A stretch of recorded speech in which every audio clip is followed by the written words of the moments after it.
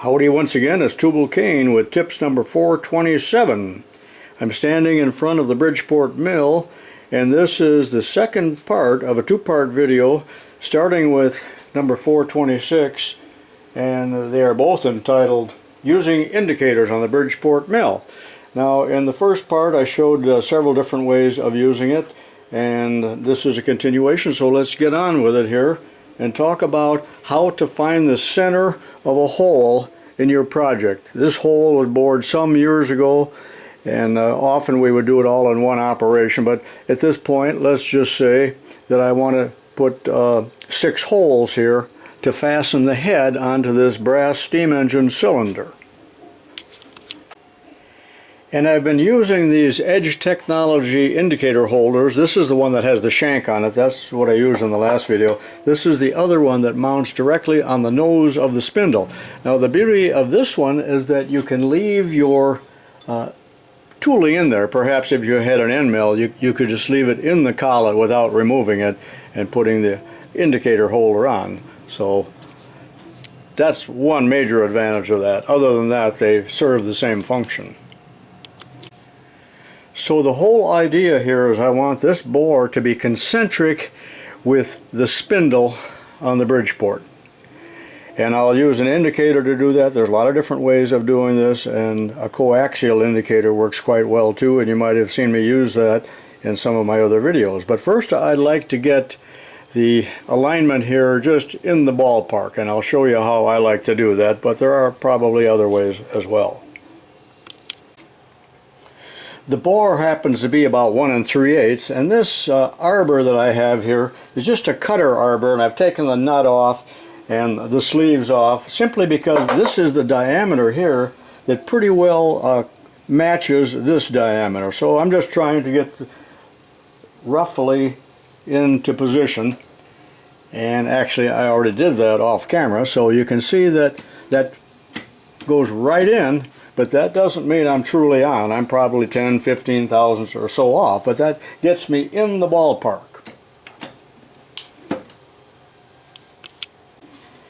Some of you are probably saying, what is that ugly looking hole right there? Well, that hole is one of the steam ports. There'll be one on the other end that just directs the steam from this valve hole, and we could also line this up by the method I'm using here, but right now I'm concerned about the large bore. But the reason I'm pointing that out, if I use this indicator, has a relatively short probe on it, more than likely as I swing this around and sweep the hole, the tip will go into there and I possibly could break it off or damage the indicator. So I'm using an indicator that has a much longer probe on it, and it's already mounted in the dovetail on this indicator holder.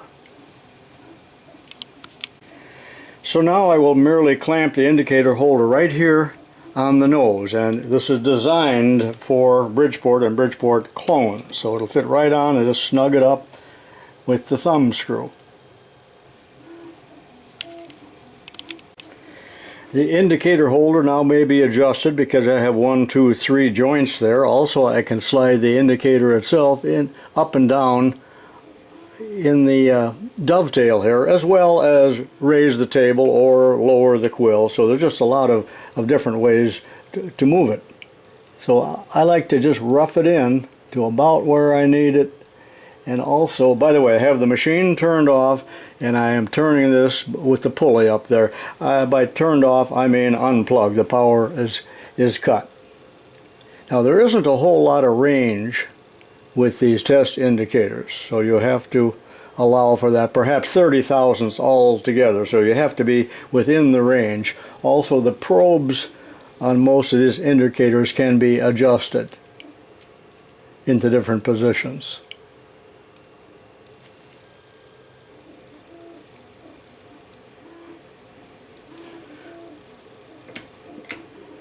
Just a little more now until I get a reading.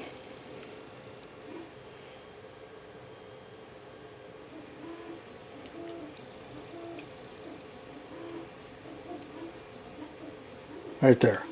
Now I can zero out the dial. I like to work in one axis at the time, so let's do the x-axis first, and the probe is in contact with the work. And notice that it's, well, let me put it on 0 here. And I'll rotate it 180 degrees. And I can walk on the other side, but for the camera to see it, we need a mirror. If I can. Got a lot of reflection, but I am, that is, 10 thousandths off. So it's reading 10 on the other side. So all I need to do is split the difference with the longitudinal x-axis crank. So looking at this side, I'm going to move it 5 thousandths. And I'll zero it out. And now I'll swing it around so it faces. And you can see I'm within a 1/2 thousandth. So it was that simple to do. And that's, well, I can get it exactly on. Also, you can use your digital readout in conjunction with this, but it's probably not really necessary because we're getting a very accurate reading here with the test indicator. So now I will move it, well, 1/2 thousand, that's pretty hard to do.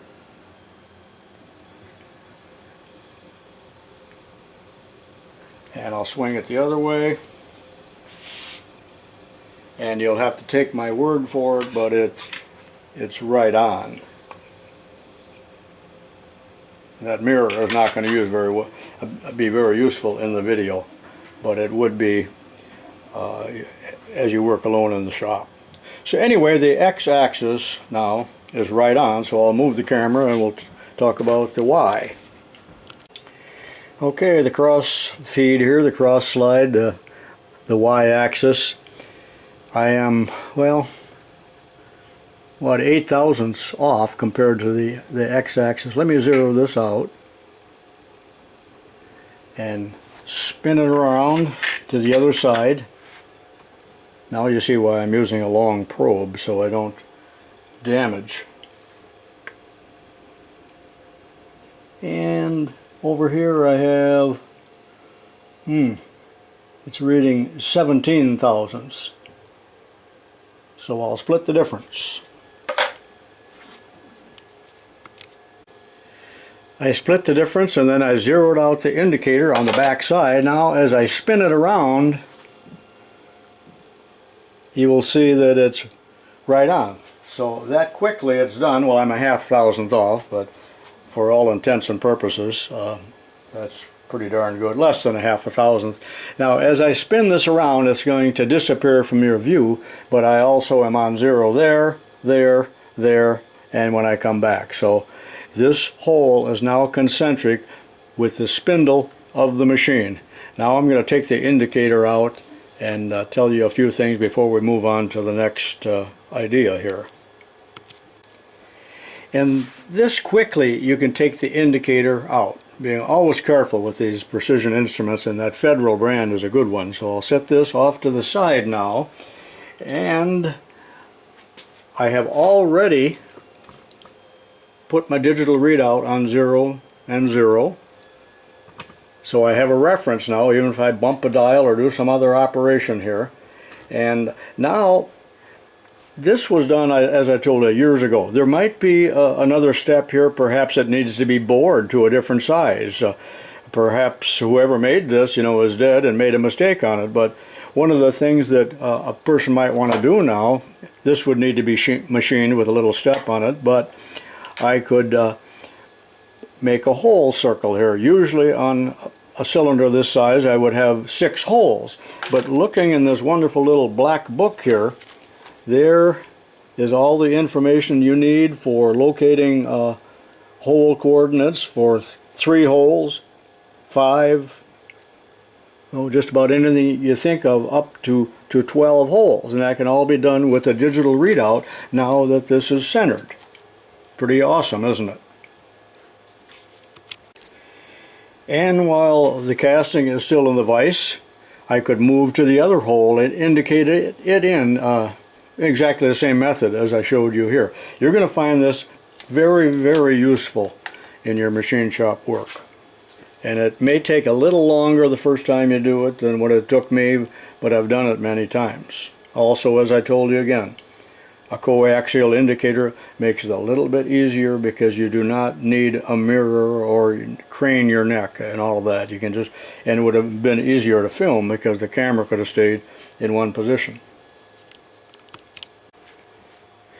Taking this casting out of the vise, this other casting, which is an end cap for this, could be machined, could be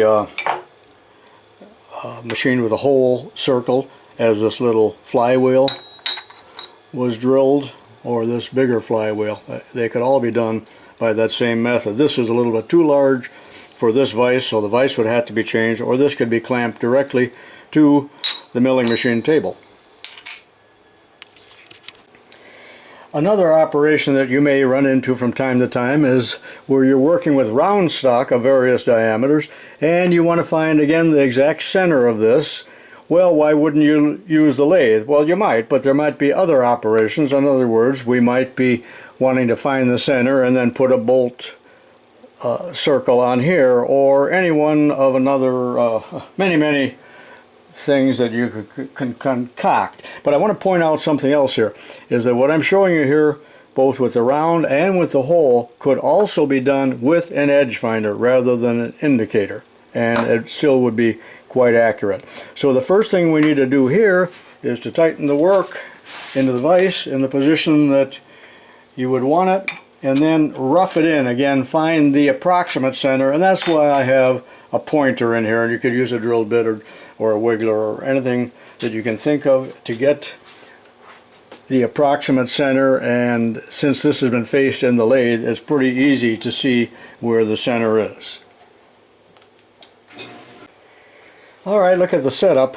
I started out by using this little Mitutoyo, which is just in 1/1000ths. I really like that, but the dial is so stiff on this that it changes the whole setting. I need to work on that and get that freed up a little bit. So I put in this Tela or whatever it is. That does read to the 1/1000th. And I'm back to the other indicator holder that is shank mounted.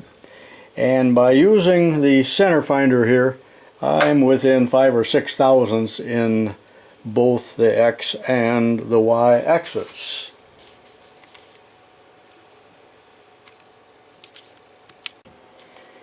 Again, I'm working in the X axis.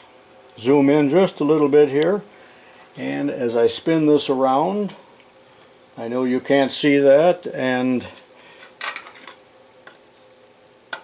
using the mirror, boy, that's hard to use. I'm able to see it, but you aren't. But it's easier for me to move around, so I'm down here now, and I'm 6 thousandths off there, and I think I'll zero it out now.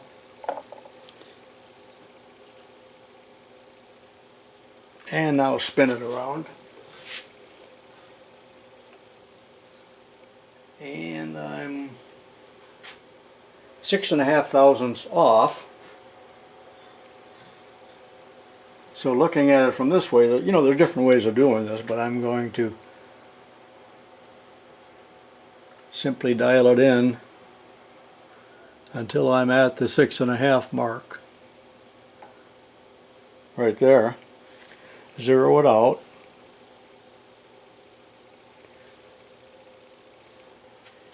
Spin it around 180 degrees, and I'm within 1/2 thousandth over there. Now when you're doing something like this, there's several considerations. One, how accurate do you really need it to be? Do you need it to the 1/10 of a thousandth, or is just 1 or 2 thousandths good enough? Totally depends on your job. So don't kill yourself trying to work to closer tolerances than what are necessary. Also remember that sometimes a workpiece like this may not truly be round, so you're really going to fight that until you realize what the real problem is. So I'm in alignment on the x-axis, and I just zeroed out my digital readout, and let's move to the y-axis. Now in this direction, make sure your probe is touching the work now. Let me zero that out.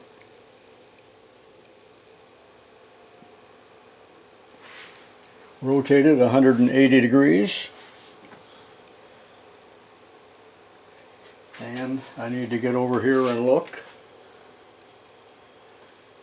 And I'm 5 thousandths off. Or I should say it's 10 thousandths, so I got to split the difference, which is 5 thousandths.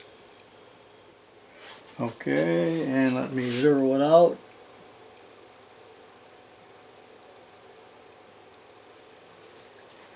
Spin it around. And I'm within 1,000, so I will split the difference.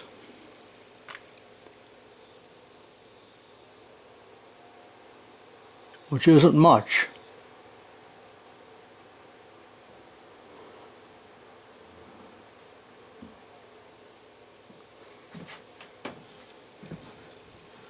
Spin it around. I'm looking back here now, and it's right on. And as I move it all the way around the work, it is on 0. And I just punched in the digital readout to 0. And that is my reference. And I can begin whatever the operation is, drilling or milling, whatever. That work is now concentric with the spindle of the machine. Easy enough. Now here's something that everybody needs to do if you have a rotary table. After clamping it and tightening it down to the table, you really need to find the center of the rotary table. More correctly stated, the center of the bore here. Now on most of these tables there's a Morse taper in here, and notice that this is a number 2 Morse taper. And this is one of the methods that I have used myself to center this without using an indicator. If I just want to rough it in, this is 3/4 diameter, and I would get this lined up with the 3/4 collet. Generally with the bolts down here loose, I would move it around, and that gets it real close, but not right on.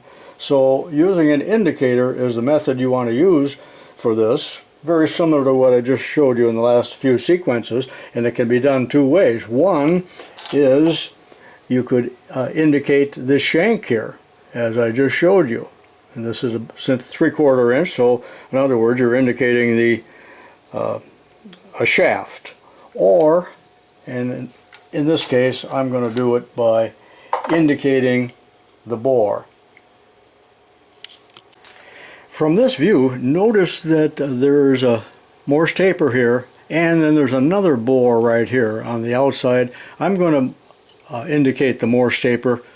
Even though it's a taper, I'm in one spot. I'm not going to change the elevation, so I do not know if this other ring here is truly perfect. I don't know anything about it. I've seen some people swing their indicators around the outside of the table, so that's, I suppose, a possibility too. But before you do any work on your rotary table, so that you can position the work properly, this does need to be centered. I know I just said that, but I can't emphasize it enough. Just for the heck of it, I thought I would do the preliminary alignment with that Morse taper shank that I just showed you a minute ago. So I have loosened the table up so it can swing around a little bit. And this again is the preliminary lineup, bringing that Morse taper. And sometimes I put this washer on here so that if the Morse taper gets stuck, I can pop it off with wedges. But bring that down, and you see it's more or less centered itself now, and I'm pulling down on the quill. Now I will lock these 2 bolts to the table. I will remove the shank here, if I can. And it did come out without wedges. Otherwise I use these 2 wedges to pop this out if it sticks in the Morse taper. That's what that's all about. Now I'll take this out, put the indicator in, and just for the heck of it now we will see how close that I was by that method. I suspect still a few thousandths off, but can easily be corrected now. Again, this is the shank mounted indicator holder. And I can bring it in and out, up and down I should say. You can turn it right here if you want, but I really prefer to turn it up on the pulleys with the electricity off though. If you don't have the electricity off, hold your hand on the red part here, but you got to be careful not to deflect the indicator itself. So bringing this down now until it touches. And if you're having trouble adjusting this indicator holder, I like to do my final adjustment by loosening the thumb screw here, and I'm on the top dovetail, and I can move the indicator in and out until it is touching. Because again, you don't have much range. What about 30 thousandths, which is what, a 32nd?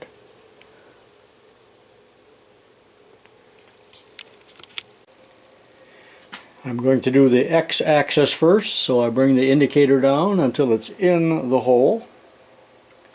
And I have to keep it at that depth now for this entire, because it's a tapered hole, for this entire setup here. So I'll zero this out.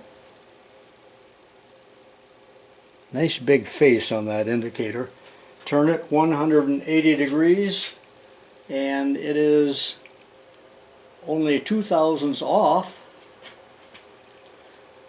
So from this side, I moved it 1 thousandth, and I'll zero it out. As I swing it back, it should be right about on 0. No, it's still I got to split the difference now.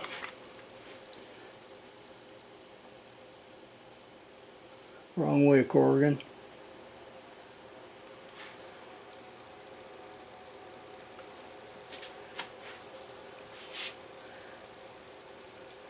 And it's right on.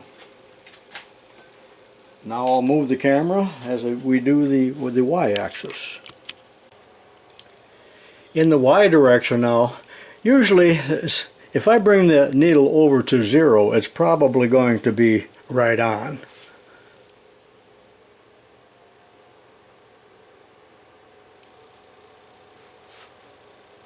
And I'll rotate it, and you're going to have to take my word on this as I go around to the other side. And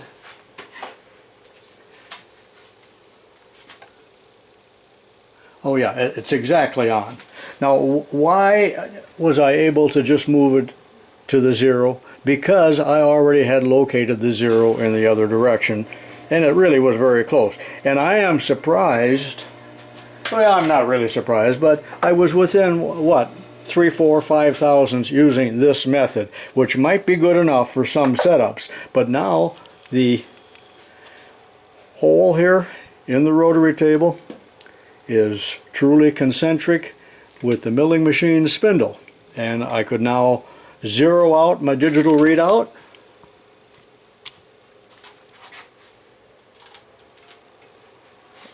and take it from there, whatever the setup is or whatever the work might be that I mount on the rotary table. And there are probably other fixtures and devices that you put on a Bridgeport mill that also could be indicated in a method similar or identical to this. So I hope you like this two-part video here where I use the two Edge Technology indicator holders, the clamp mounted and the shank mounted, and thanks to Edge Technology for providing those for the good of the cause. And this is tubalcain saying so long for now, and I'll see you in my next video, I hope.